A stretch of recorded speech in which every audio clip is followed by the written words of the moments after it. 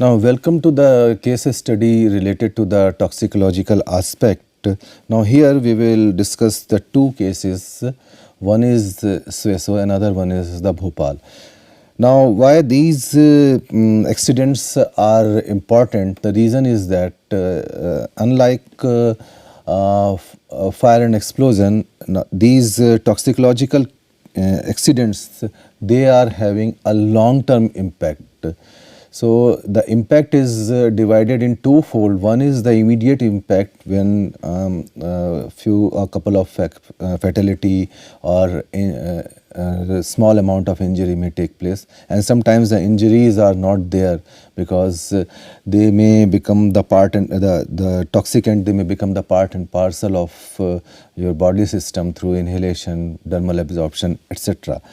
And sometimes these toxicants, they are having a very vital role because sometimes they may even change the gene character of body, so they may have a long-term impact on the human. Now, as far as the environment is concerned, then they may have a larger impact because the soil, air, water, they may get contaminated over the period of time. So whenever those people, those who are using the soil, maybe in terms of growing the vegetables or vegetations, etc., or they are using the groundwater, they may get contamination over the period of time. So they are having the long-term impact. So that's why these the toxicological accidents, they should not be looked into that how many fatalities are there, but they should be looked into terms of that how much impact they are giving to the environment as well as the human value. So prior to Bhopal, the Sweso accident was termed as the most dangerous and disastrous accident in terms of toxicology. Now, it was dioxin pollution and took place in Italy in 1976. So, let us have a brief history about that particular plant and accident, and then we will carry out the accident analysis in terms of case study. Now, this is an extremely serious accident. This was an extremely serious accident occurred in 1976 in a small chemical plant located not far from Milan. Now, it is known as the Sweso disaster because Sweso was the most affected community at the point of time. Now, this industrial plant was owned by a company called ICMESA, sometimes referred as MESA. Now, Industrie Chemie Medar Society is the Agenoria. Now, this is a subsidiary of an Italian company, which in turn was a subsidiary of Hoffmann La Roche. The plant was built many years before the accident, and it was involved in the manufacturing of dioxins. So, due to a mechanical failure, the temperature rose to around 300 degrees Celsius, and the relief valve eventually opened, and 6 ton of material, this including 1 kilogram, almost 1 kilogram of TCDD, that is called tetrachlorodibenzodioxin, they were all content were released to the atmosphere, and they spread around 18 square kilometer area. So these dioxins are extremely dangerous to mankind. So they first came to widespread public notice during the Vietnam War, when it was identified as a component of the defoliant agent orange, and previously the substance had been banned from agricultural use because of its alleged toxic effect on humans. So people were very much aware about the severity of that particular chemical. Now, this Sweso, Italy, it is 15 miles from Milan. Now, a white cloud drifted from the chemical site worked to the township. So that depends on the wind direction at the time of the release. Now, they occurred in a small chemical plant before the start of the weekend, and trichlorophenol synthesis become the runaway reaction. So it is some sort of thermal runaway reaction. This caused the increase in the temperature as well as the pressure, and just to relieve the system, the safety valve broken down and released the chemical into the environment. So this particular substance was TCDD, 2376 tetrachlorodibenzo paradioxin. Now again, there was a lack of a communication between the plant officials and local authorities. So they first noticed when the animal tend to die and the people fell in.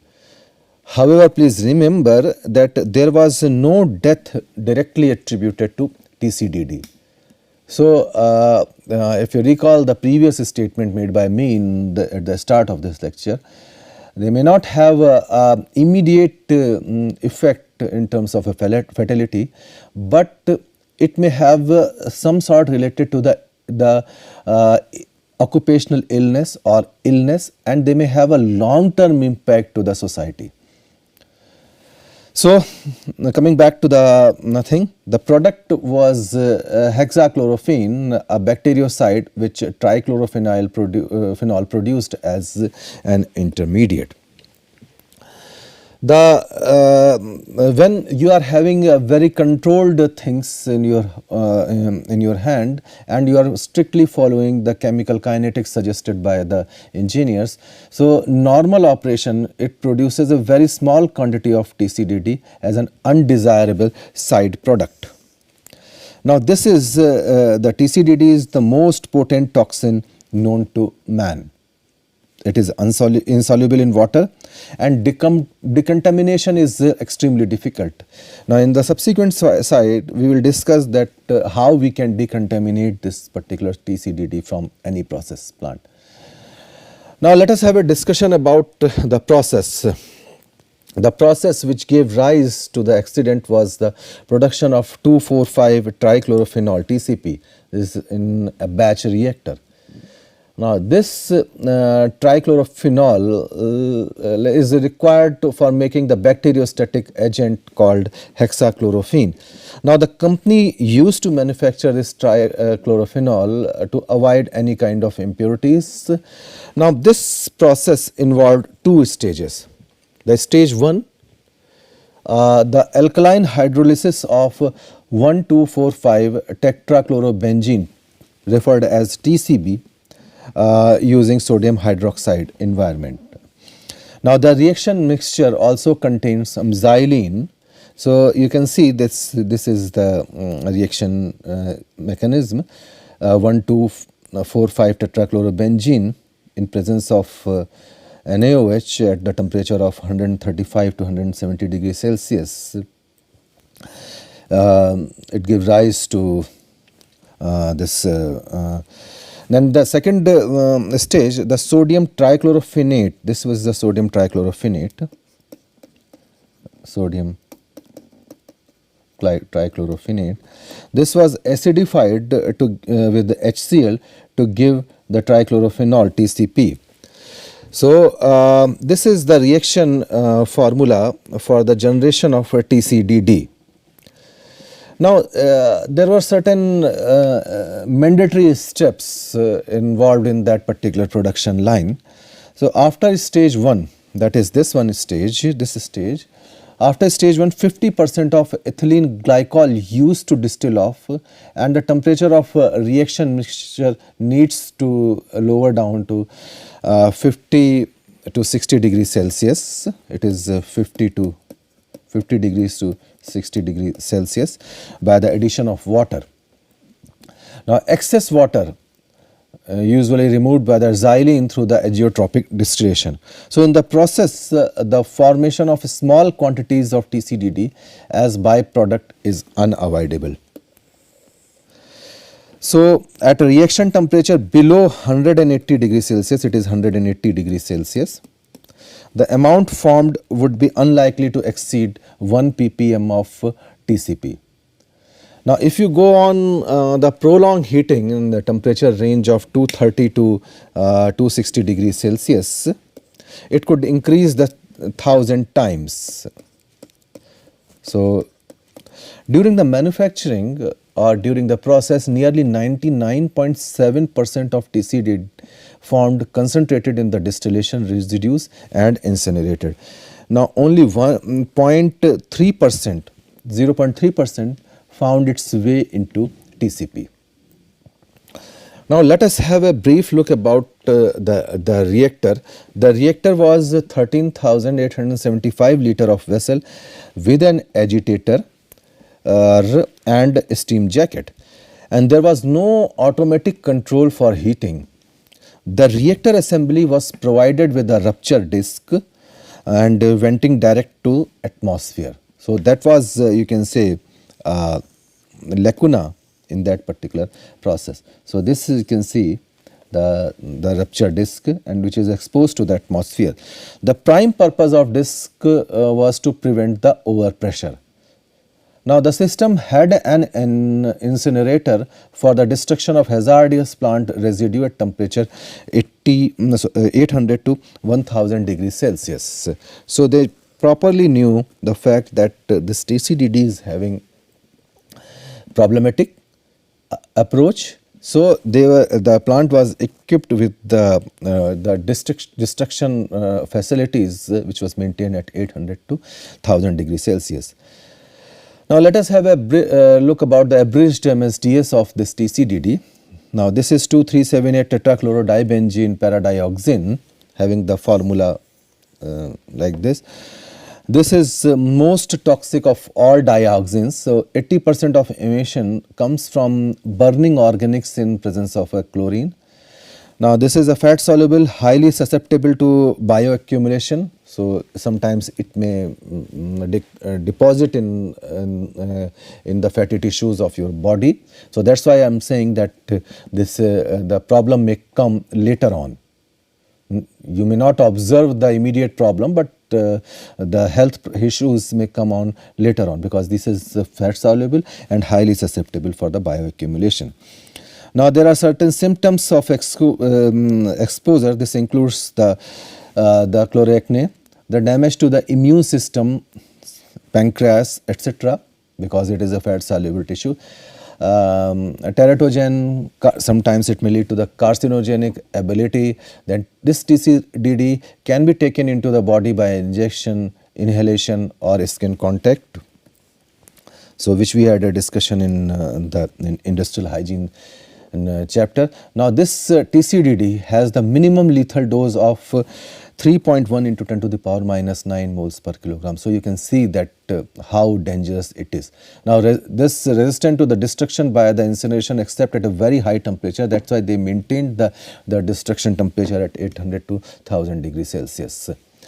Now there were previous incident involved TCDD. In 1949, Monsanto USA, they had a large release from a pressurized reactor and 228 people they were affected. Remember we are talking about the immediate illness, immediate fatality, etc. So some of them may have the long term problem. So those might have reported or not. That is a big issue. So in 1953, BASF, Germany, 42 people they were affected. In 1960, Dow Chemicals. In 1963, Philips Dufar, Netherlands, a reaction runaway on the pressurized TCP reactor, and 30 people they were affected and 2 died within 2 years of the accident. So you can see that the result of this body intake came after 2 years. So in 1968, Colite Chemical Production UK plant exploded and 79 affected. In 1970, Bayer plant overheating, 5 people they were affected. Now let us have event of sequential event of this particular incident. The start of the batch took place at around 4 p.m. on Friday 9 July 1976. The reaction was charged with 2000 kg of TCB, 1050 kg of sodium hydroxide, 3300 kg of ethylene glycol and 600 kg of xylene. So after the reaction part of ethylene distilled off, the fraction removed was only 15% instead of 50% which was desired. So that was the first instance when the people committed mistake. So when you are having lesser number quantity of the material removed, then the most of the solvent was left in the vessel, and distillation was interrupted at 5 a.m. on 10th July 1976. Now this heating was discontinued, but water was not added to cool the reaction mass. Again, that was a sheer negligence. Because the water was not added, so reactor was not brought down to 50 to 60 degrees Celsius, and the temperature recorded was switched off, and the last temperature was recorded at 158 degrees Celsius. Remember, the shift was ended at 6 a.m. closer to the plant for the weekend, and that's why lesser number of people were affected by this discharge. Now the reactor was left with the agitation turned off, but without any action to reduce the temperature of the charge. So on 10th July around 12:30 p.m. The bursting disc on the reactor ruptured. Then the maintenance staff, those who were present on site, heard a whistling sound, and a cloud of vapor was seen to issue from a vent on the roof, giving rise to the formation of a dense cloud. So the release, because the reactor was a very small size, so the quantity of the release was very small. So the release lasted for some about 20 minutes, and then a maintenance foreman who was passing heard the disc rupture because a huge sound was there. So he ran to the boiler room to start up the large fire water pump. So an hour after the release began, the workers were able to admit the cooling water to the reactor system. Now since the reactant contents was not brought down to 50%, so thermal runaway reaction was promoting at the time of shift, when the shift was over. So that was the thing why the pressure was continuously built up and the rupture disk was filled. And again, this was the main chemical kinetics who suggested the formation of minimum TCDD within the reactor mass. Then once it was escaped, or there was a release of TCDD, then the people started the various safety measures. They started the cleanup activities and the restoration activities.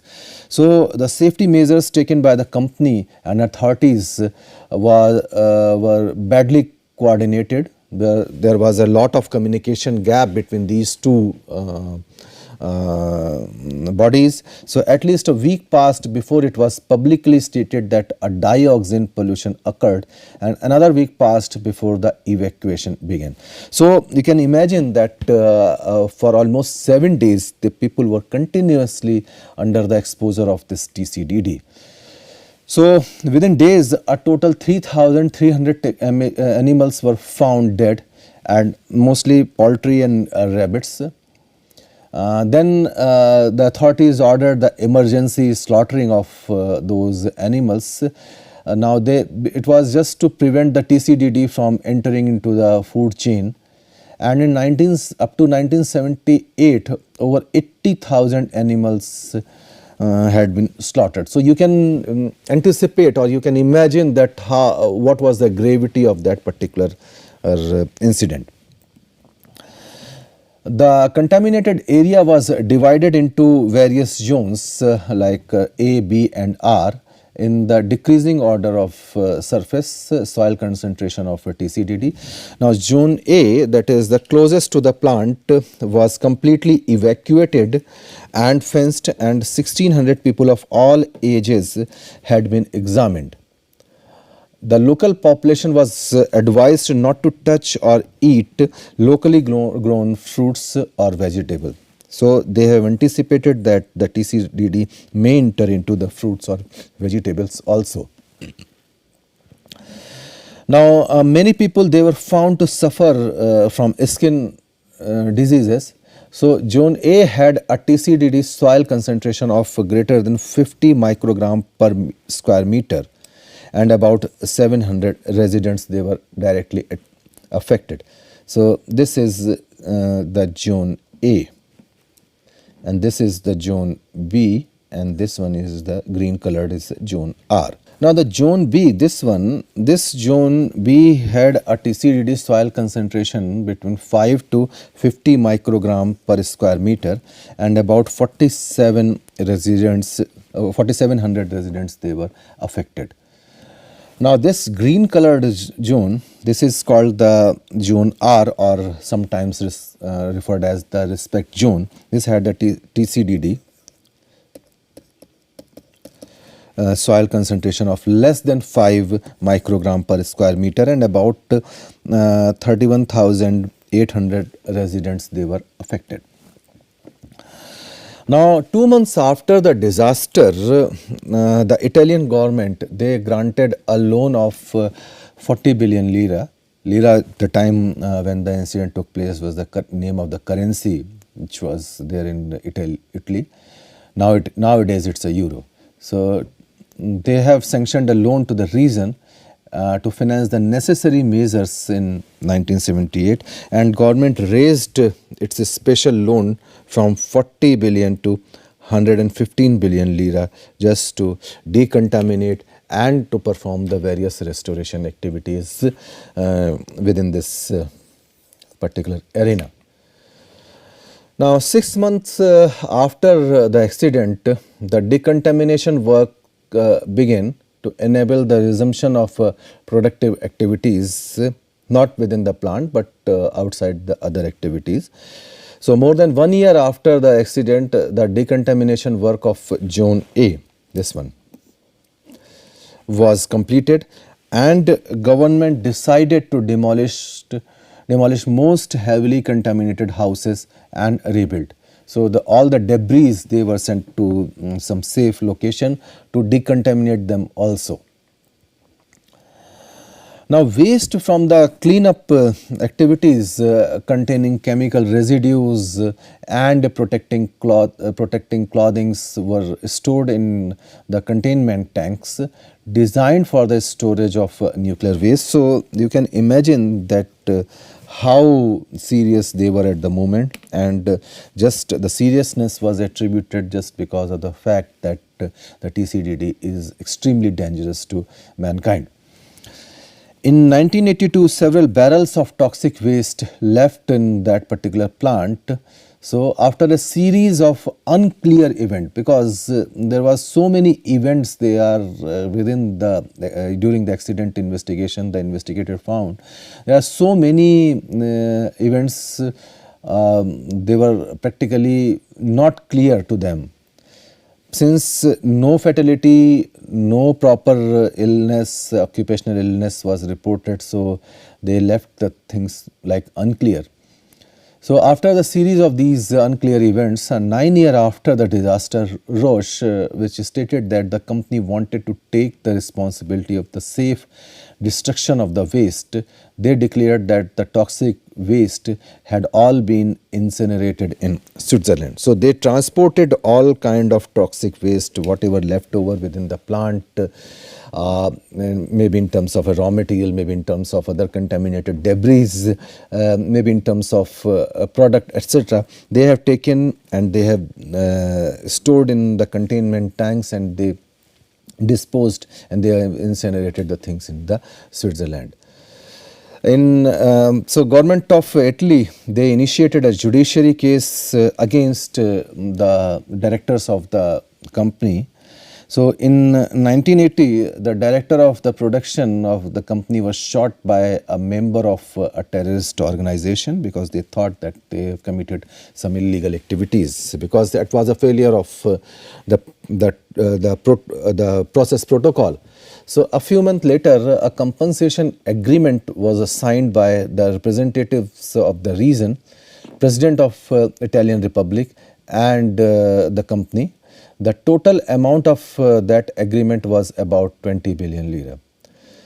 The technical director of the company was sentenced to 5-year imprisonment in the first degree trial, and then had his sentence reduced to 2 years and was paroled on appeal. In this particular module, we have discussed about the happening took place in the Suez accident. And prior to Bhopal, it was termed as the most dangerous, most devastating accident with respect to the toxicological studies.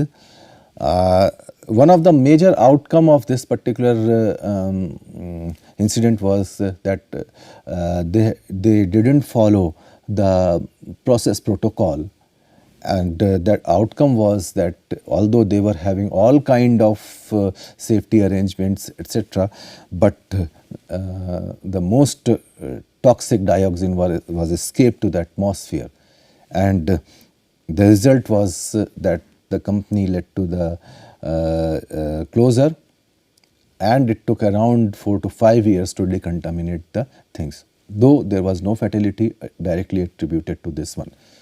Thank you very much.